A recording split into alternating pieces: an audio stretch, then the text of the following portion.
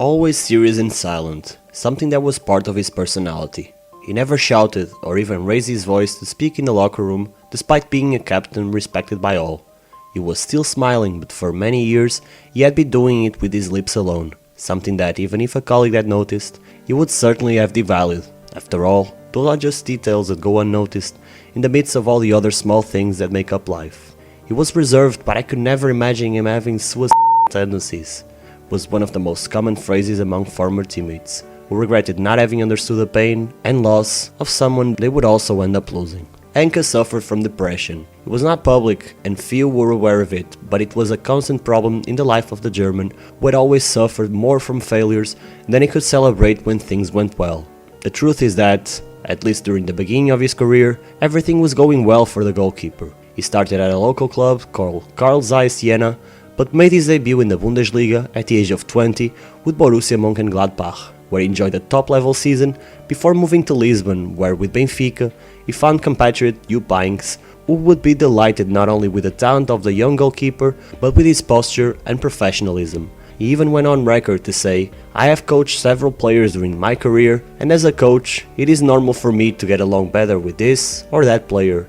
But if someone asks me after 30 years why I think he's a perfect professional, I will always say Fernando Redondo and Robert Enke. Both were not only extraordinary players, but also special people." After 3 seasons at Benfica, Enke said goodbye and headed to Barcelona, but the years spent in Portugal would be the best of his life, and a departure would bring nothing but pain and regret, as it was in Catalonia that everything started to crumble in his life. Years later, Enke's wife found a photograph of the day Robert signed for Benfica, which had a message written in the back of it. When I look at the photograph, I feel like hitting myself in the face and say, why did I live if I was happy? At Barcelona, things didn't go well at all. He arrived to compete with Argentine international Robert Bonano, but the man who became #1 keeper at the club was none other than a 19-year-old named Victor Valdes. Enke couldn't overcome this failure, and that's when dark thoughts began to mold a sick mind. He didn't play because he wasn't the best, and if he wasn't the best, then he was the worst. It was in Spain that his depression began to sharpen its claws with the sandpaper of his self-proclaimed failure that was already embedded in his mind before he even debuted, and when he did play his first match, it only made things worse. It was in the first round of the Copa del Rey against the modest Novelda, but Barca ended up being eliminated in a game that ended 3-2, with the 2 goals happening due to his mistakes. Barcelona's captain Frank de Boer blamed the result on the goalkeeper who made headlines in sports publications in Spain. Enke signed this sentence. He would only play 3 more times for Barcelona, and at the end of the season he was given marching orders.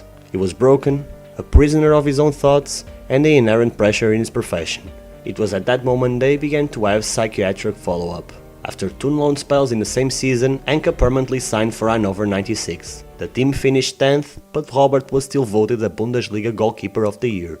Hannover was the city that saw him shine again, with extraordinary defenses and classy displays, but it was also the city that saw him lose everything, because while his professional life got back on track, everything else fell apart.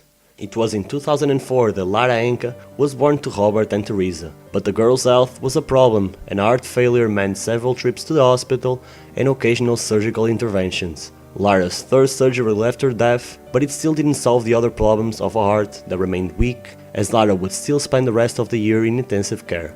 The 4th surgery came in 2006, and that's when Lara, age 2, couldn't take it anymore.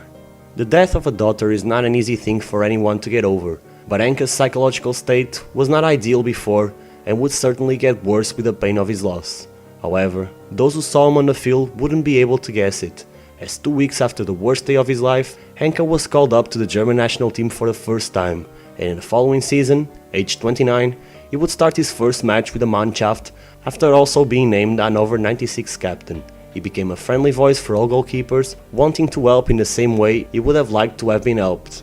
He consoled Hildebrande for taking his place in the 2008 Euro squad, as well as a phone call to Sven Ulreich, then a 19-year-old goalkeeper who had come under fire for poor performances at Stuttgart.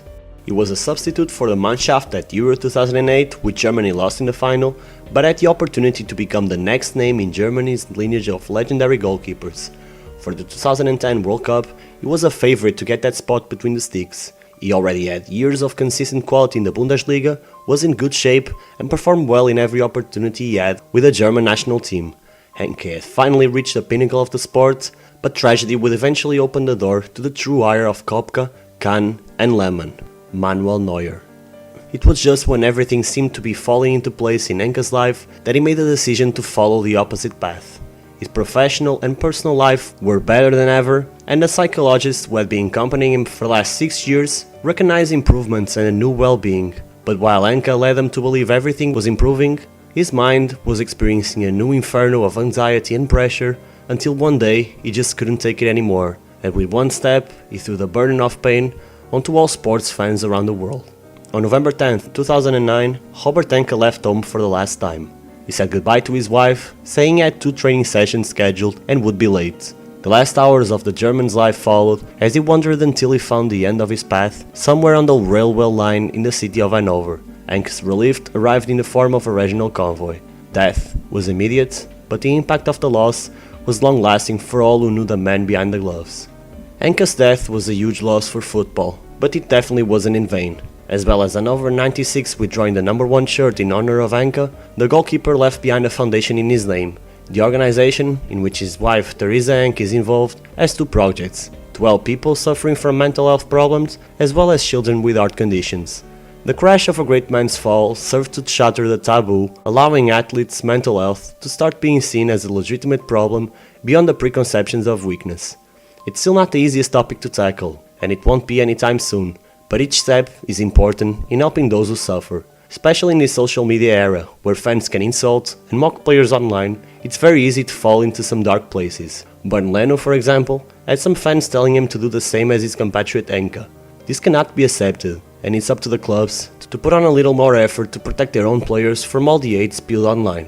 When all of this happened, I was just a little kid. I really didn't understand why the number 1 goalkeeper for the almighty Germany would end his own life. But as I grew up, I've realized that things aren't as simple and linear as they seem. A man might be able to smile in hard times, but that doesn't mean he's okay. Expectations and fears can be stronger than any physical pain if one doesn't learn how to deal with them. Don't be afraid to ask for help if you feel the burden that you carry is too heavy, and don't let your close ones down. Sometimes all they need is someone to talk to. Thank you for reaching the end of the video. Don't forget to like and subscribe if you enjoy this type of content. I'll see you on the next one.